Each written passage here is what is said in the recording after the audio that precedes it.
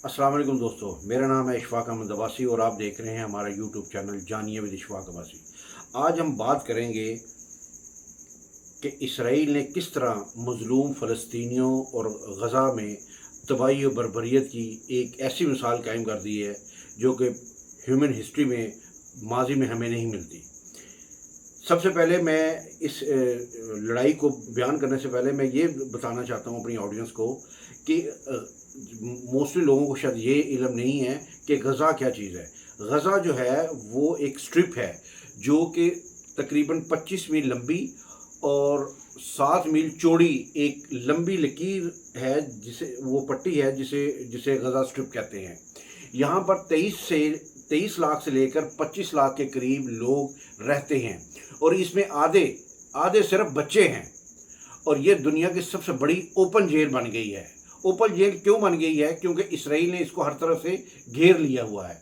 एक तरफ इसके मेडिटेरेनियन सी है, दूसरी तरफ इसके इंतहाई कम मार्जिन के ऊपर इजिप्ट यानी कि मिस्र है और बाकी तमाम अतराफ से इसराइल के टैंकों ने गज़ा को घेरा हुआ है। अब यानी कि ये जो 25 मील में 23 से अपना 25 लाख के करीब मैंने फ़लस्तीनी बताए हैं, ये सिर्फ इसराइल के ही रहमो करम पर हैं। और क्योंकि वहाँ पर ना बराह रास्त खुराक जा सकती है, ना वहाँ पर मेडिसिन जा सकती है, ना वहाँ पर फ्यूल जा सकता है बराह रास्त, ना वहाँ पर इंटरनेट है और ना ही वहाँ पर बिजली है। और बिजली भी आती है तो 3 से 4 घंटों में पूरे दिन में सिर्फ 3 से 4 घंटों में आती है। ये थोड़ा सा मैंने आपको बताने की कोशिश की है कि गज़ा स्ट्रिप है क्या।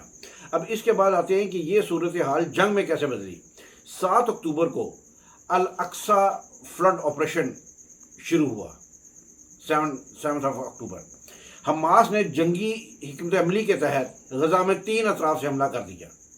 इसमें से 1100 से ज़ायद इसराइली फ़ौजी मारे गए और 200 से 2000 से ज़्यादा जो फ़ौजी थे वो इसमें ज़ख्मी हुए इसराइल के।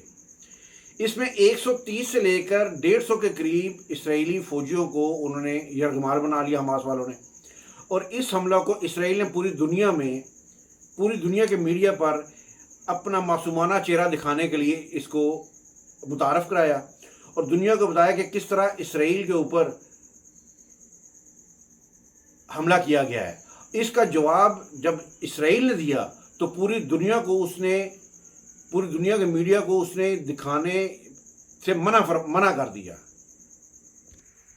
अब जब इसराइल ने इसका जवाब दिया तो एक अंदाजे के मुताबिक कि 25,000 से ज़्यादा घर तबाह कर दिए उसने, 2,000 स्कूलों से ज़्यादा तबाह कर दिए उसने, 8 अस्पताल तबाह कर दिए, अक़वाम मुत्तहिदा के 12 बंदे मार दिए, लेकिन कोई इसराइल को पूछने वाला नहीं है।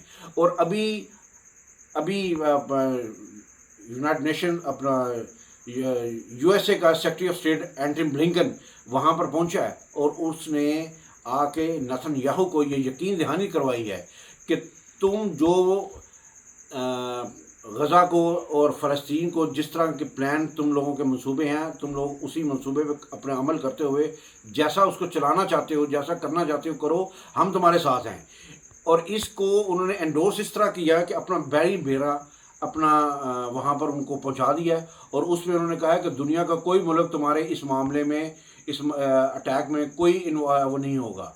अब दुनिया के ममालिक में 57 ममालिक मुसलमानों के हैं और एक मुल्क भी इसमें अभी तक उस तरह जिस तरह कूदना चाहिए था, जिस तरह अपना आवाज़ बुलंद करनी चाहिए, कोई भी मुल्क इस तरह नहीं कूदा। और इसके अलावा एंटनी ब्लिंकन ने यहाँ तक कहा है कि अगर ज़रूरत पड़ी तो हम नेटो फोर्सेस को भी आपकी हमायत के लिए ले आएंगे। अब अंदाज़ा करें कि एक तरफ पूरी यहूदियत और पूरी ईसाई दुनिया एक तरफ खड़ी हो गई है और दूसरी तरफ नहत्ते मुसलमानों को चुन चुन के मारा जा रहा है। और अभी ये सिर्फ एयर स्ट्राइक किया है। अभी एयर स्ट्राइक के बाद उन्होंने कहा है कि हम बूट्स ऑन ग्राउंड जब लगाएंगे तो हर चीज़ को हम मलियामेट कर देंगे। और ऐसे बम मारे गए हैं कि जो कि ज़मीन में पहले अंदर जाकर धंसते हैं और फिर जाके पड़ते हैं। तो तबाही और बर्बादी की एक नई से नई रकम उन्होंने अपना दुनिया में एक नई रकम बना दी है। और इसके बाद आप ये अंदाज़ा करें कि दुनिया के जिन ममालिक से इनको मज़ामत कर सकते थे उनमें एक तुर्की है, एक सऊदी अरब है, ईरान है और कुछ हद तक पाकिस्तान है। لیکن باقی تمام مسلمان اگر دیکھے جائیں تو وہ ٹس سمس نہیں ہو رہے۔ روس نے تو یہاں تک مسلمانوں کو غیرت دلانے کی کوشش کی ہے کہ آپ مسلمانوں میں سے کوئی پہل کرے میں اس کا ساتھ دوں گا، لیکن وہی بات آ جاتی ہے کہ ابھی تک صرف فلسطینیوں کا خون بہہ رہا ہے، اور وہ خون کیونکہ اس لیے بہہ رہا ہے کہ وہ پانی سے سستا ہے، اور ہمارے مسلمانوں کی جو غیرت ایمانی ہے وہ نہ جانے کہاں جا کے سو گئی ہے۔ بہت شکریہ، السلام علیکم ورحمۃ اللہ وبرکاتہ۔